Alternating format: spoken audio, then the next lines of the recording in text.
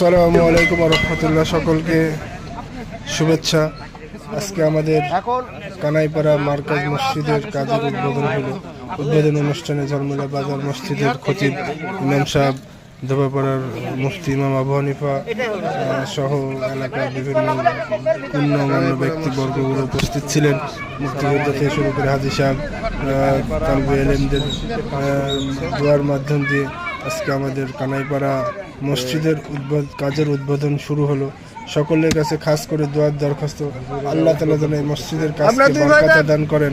আল্লাহ তাআলা যেন এই মসজিদের কাজকে পুরো আঞ্জাম দেওয়ার জন্য এলাকাবাসীকে সেই রকম হিম্মত দান করেন এবং তৌফিক দিয়ে দেন এবং সবাই সর্বস্তভাবে এই মসজিদে যেন সহযোগিতা করতে পারে।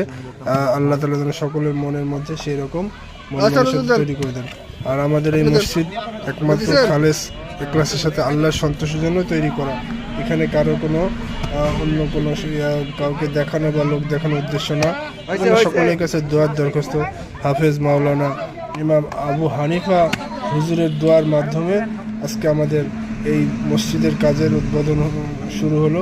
সকলের কাছে দোয়ার দরখাস্ত, সবাই দোয়া করবেন আল্লাহ তাআলা যেন আমাদের এই মসজিদকে এরকম কি পরিপূর্ণভাবে তৈরি করার এবং সঠিকভাবে খুব দ্রুত তৈরি হয়ে এবং নামাজের প্রস্তুতি গ্রহণ করার জন্য তৌফিক দান করেন। সবাইকে আল্লাহর কাছে দোয়া করুন। সবাই আল্লাহুম্মা